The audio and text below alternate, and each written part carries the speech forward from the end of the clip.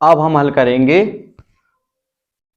चौथा वाला, जिसमें पहला पद है 1/15, दूसरा पद है 1/12, तीसरा पद है 1/10 और ये समांतर श्रेणी है।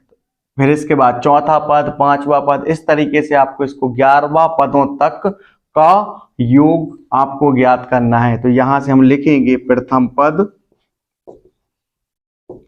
a बराबर 1/15। इसके बाद हम क्या निकालेंगे, इनके बीच का अंतर यानी सार्वय अंतर। d बराबर दूसरे पद से हम पहले पद को घटाएंगे तो दूसरा पद है हमारा 1/12, पहला पद है हमारा 1/15, इनके बीच का अंतर, इसीलिए यहां पर आ जाएगा माइनस का निशान।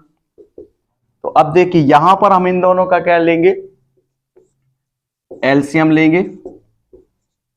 एलसीएम किस तरीके से लेते हैं ये आपको पता है। यहां से 3, 3 एकम 3, 5 15, फिर इसके बाद 5 एकम 5, 5 3 15, 15 दूनी 30 और 30 का डबल होता है आपका 60। तो देखिए 60 जो है वो 12 से भी विभाज्य हो जाएगा और 15 से भी। 12 पंचे 60 और 15 चौके 60। तो देखिए यहां पर हम 1 लिखेंगे।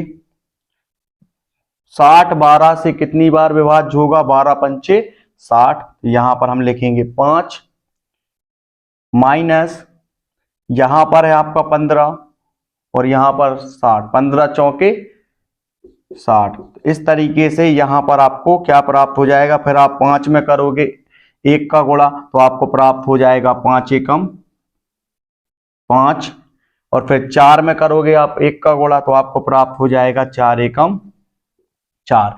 किस तरीके से आपका 5 - 4 आया आपको पता चल गया होगा। तो इसके बाद 5 में से जब हम 4 को घटाएंगे तो हमको बचेगा 1/60। इस तरीके से हमारा यहां पर सार्वंतर डी भी निकल आया और पदों की संख्या हमको यहां पर दी हुई है तो यहां पर हम लिखेंगे n पदों की संख्या बराबर 11। तो यहां पर हम लिखेंगे 11। इसके बाद हम यहां पर सूत्र लगाएंगे।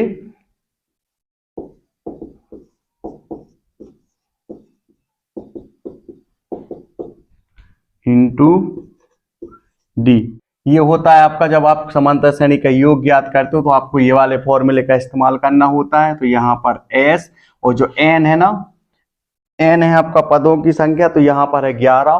तो यहां पर हम लिखेंगे 11 बराबर, यहां पर भी हम n का मान लिखेंगे 11/2। इसके बाद यहां पर 2 दिया है तो हम यहां 2 लिखेंगे गुणित a, तो a के स्थान पर हम लिखेंगे 1/15। यहां पर 1/15। इसके बाद प्लस का निशान है तो यहां पर हम प्लस लिखेंगे। n जो है वो है आपका 11, तो 11 - 1 इंटू डी जो है वो है आपका 1/60। यहां पर हम लिखेंगे 1/60। इसको अब हम आगे हल करेंगे। 11/2,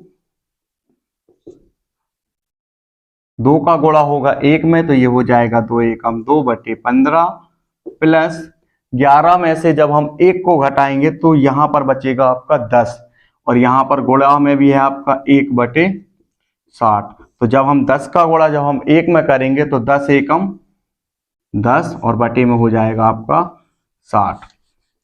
इसके बाद 11/2 और इन दोनों का जो एलसीएम होगा वो आ जाएगा हमारा 60।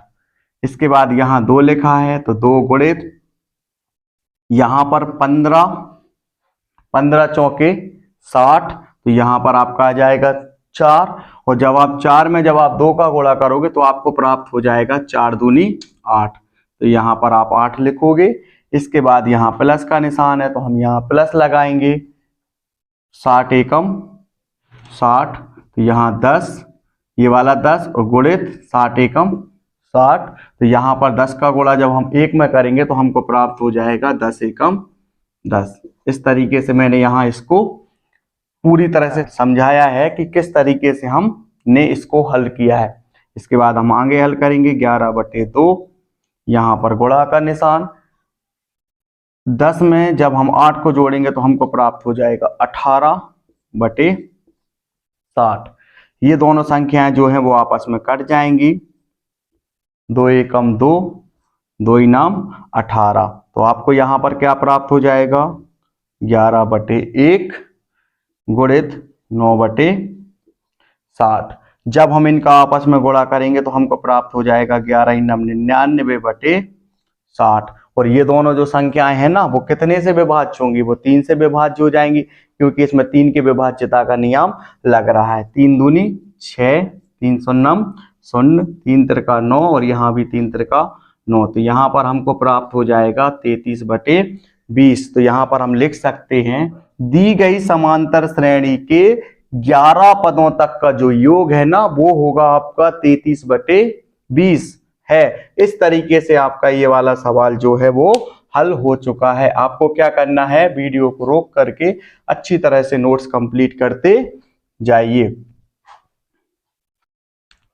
यदि वीडियो पसंद आया हो तो वीडियो को लाइक, चैनल को सब्सक्राइब और शेयर करना ना भूलें। मिलते हैं अगले सवाल के साथ।